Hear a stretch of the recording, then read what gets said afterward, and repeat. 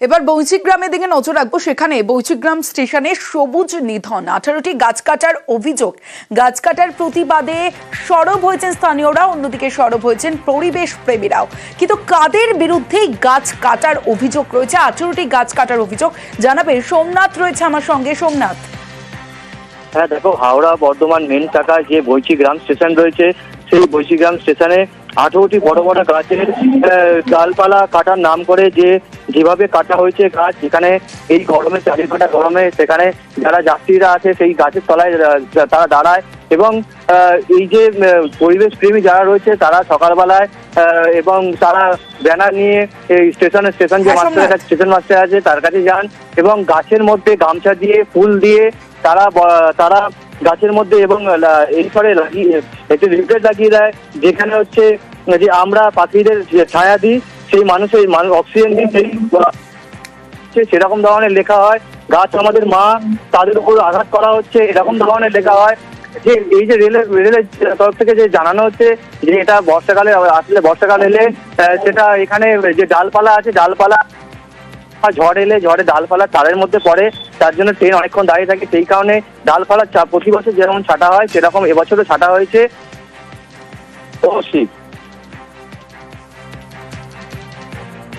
বৈচিগ্রাম প্ল্যাটফর্মে বিগত 15 দিন আগে গাছগুলিকে নির্মমভাবে ট্রিমিং এর নামে কাটিং করা হয়েছে, অর্থাৎ ছাঁটার নামে কাটিং করা হয়েছে। আপনারা জানেন আসন্ন কালবৈশাখীতে রেলের লাইনের গাছ ভেঙে গিয়ে পড়তে পারে ঝড়ের জন্য, কিন্তু সেই জায়গায় যেখানে ছাড়লে সমস্যা মিটে যেত, সেখানে বৈচিগ্রামে প্রায় 18টির অধিক গাছকে কেটে ফেলা হয়েছে। স্মারকলিপি জমা দিয়েছি আমরা, বর্ধমানের এসআইবিতেও স্মারকলিপি জমা দিলাম, আমরা জিআরপি মগরাতেও স্মারকলিপি জমা দিলাম। 18টি গাছকে আমরা মালা দিয়ে সাজিয়েছি এবং আমরা মানুষকে বলতে চাইছি গাছ আমাদের মা, তারা আমাদের দেবতা, তাই দেবতাকে আপনারা ভালোবাসুন, গাছকে রক্ষা করুন। আরামবাগের দিকে নজর রাখবো। রেলিংহীন ব্রিজ থেকে পড়ে মৃত্যু। আরামবাগের চুনাইটে মৃত্যু প্রৌঢ়ের, দেহ রাস্তায় রেখে অবরোধ স্থানীয়দের। ঠিক কি হয়েছিল বিস্তারিত জানাবে। কেন এই বিক্ষোভ, কিসের দাবিতে বিক্ষোভ? শুভদীপ রয়েছে আমার সঙ্গে। শুভদীপ, দেখো, গতকাল রাতে আরামবাগের চুনাইট এলাকায় একটি বারোয়ারি কালী পুজো ছিল। সেখান থেকেই ফিরছিলেন বছর 50-এর প্রৌঢ় সুশান্ত ছাতি, এবং সেখান থেকে ফেরার পথে চুনাইটের যে ব্রিজ রয়েছে সেটি রেলিংহীন ব্রিজ, সেখান থেকেই পড়ে যান ওই প্রৌঢ়। তারপর তাকে হাসপাতালে নিয়ে গেলে চিকিৎসক মৃত বলে ঘোষণা করেন।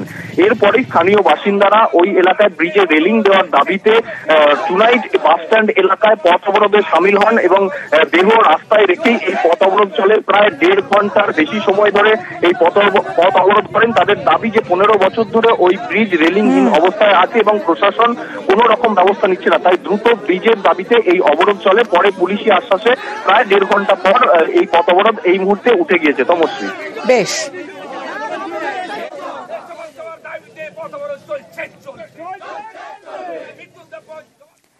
এবার দেখাবো কাকদ্বীপের ছবিটা, যেখানে কাকদ্বীপে বেহাল সাঁকোয় ঝুঁকির যাতায়াত।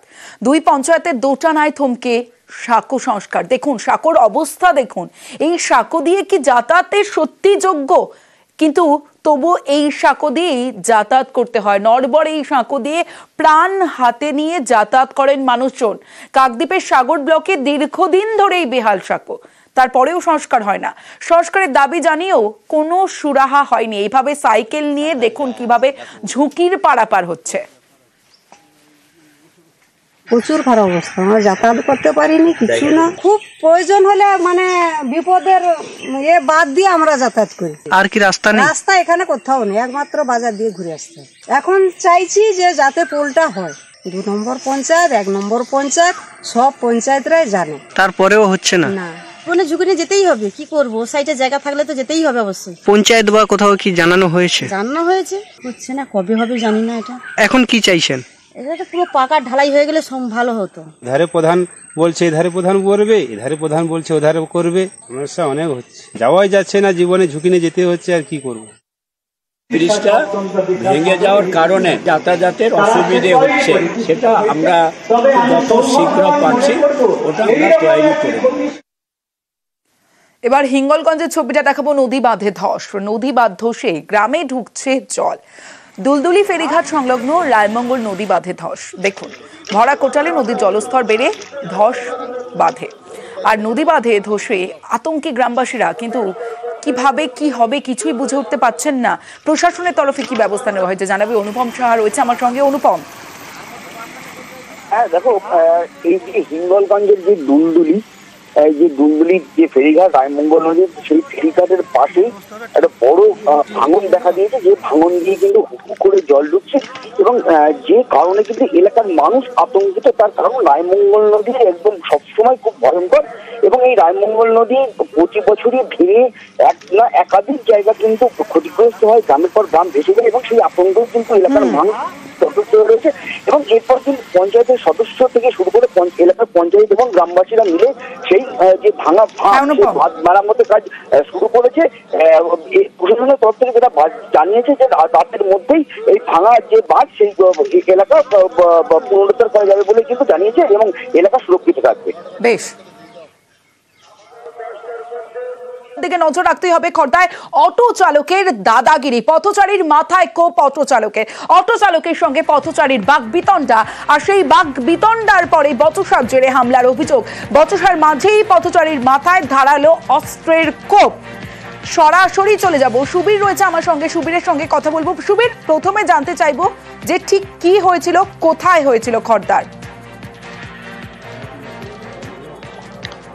দেখো, তোমাকে জানিয়ে রাখি, খড়দহ যে টাটা গেটের কাছে বিটি রোড, সেই বিটি রোডে খড়দহের দিক থেকে টিটাগড়ের দিকে একটি অটো যাচ্ছিল এবং সেই সময় টিটাগড় বিবেকনগরের বাসিন্দা দীপেন মণ্ডল, সে তার ছেলেকে টিউশনি পড়িয়ে বাড়ি ফিরছিলেন। সে সময় কিন্তু রাস্তা পারার সময় টাটা গেটের সামনে অটো ধাক্কা মারে এবং তারপরে দীপেন মণ্ডল কিন্তু অটোর যে চালক তাকে কিন্তু প্রতিবাদ করেন যে এত জোরে কেন বিটি রোড দিয়ে অটো চালাচ্ছেন তিনি, এবং সেই জায়গাতে কিন্তু দুজনের মধ্যে বচসা হয় এবং বচসার পরে হাতাহাতি হয়। হাতাহাতি হওয়ার পরে অটো চালক অটো থেকে কিন্তু ধারালো একটি অস্ত্র নিয়ে তার মাথায় আঘাত করে এবং আঘাত করার পরে কিন্তু সে রক্তাক্ত অবস্থায় সেখানে লুটিয়ে পড়ে এবং সেখান থেকে কিন্তু এলাকার যারা বাসিন্দা রয়েছেন তারা কিন্তু সেখান থেকে তাকে আহত অবস্থায় প্রথমে খড়দহ বড় হাসপাতালে নিয়ে যান এবং সেখান থেকে তাকে চিকিৎসা করিয়ে খড়দহ থানাতে অটো চালকের নামে অভিযোগ করেন এই দীপেন মণ্ডল। যে সঙ্গে থাকো সুবীর, এই যে আহত ব্যক্তি তিনি ঠিক কি অভিযোগ করছেন শুনবো।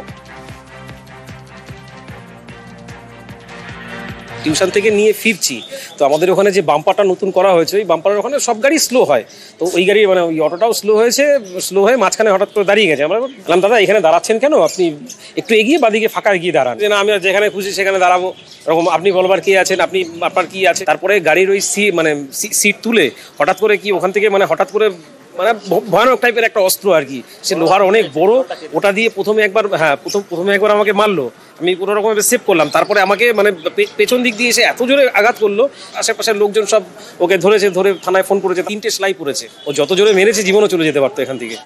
সুবীর রয়েছে আমার সঙ্গে, সুবীরের সঙ্গে কথা বলবো। সুবীর, অভিযোগ আমরা শুনলাম, খড়দা থানায় অভিযোগ দায়ের হয়েছে অটো চালকের বিরুদ্ধে, এখনো পর্যন্ত কোনো তদন্ত? দেখো, আক্রান্ত ব্যক্তি যিনি রয়েছেন তার অভিযোগের ভিত্তিতে ইতিমধ্যেই খড়দহ থানার পুলিশ ঘাতক যে অটো, সেই অটোটিকে যেমন পুলিশ আটক করেছে, তার পাশাপাশি এই যে অটো চালক যে অভিযুক্ত তাকেও কিন্তু পুলিশ গ্রেপ্তার করেছে এবং পুলিশ কিন্তু এই যে অর্থাৎ এই দীপেন মণ্ডল তার যে অভিযোগ, সেই অভিযোগের ভিত্তিতে সঙ্গে সঙ্গে কিন্তু খড়দহ থানার পুলিশ পদক্ষেপ নিয়েছেন এবং পদক্ষেপের পরেই কিন্তু এই যে অটো চালক তাকে কিন্তু গ্রেপ্তার করা হয়েছে। বেশ সুবীর।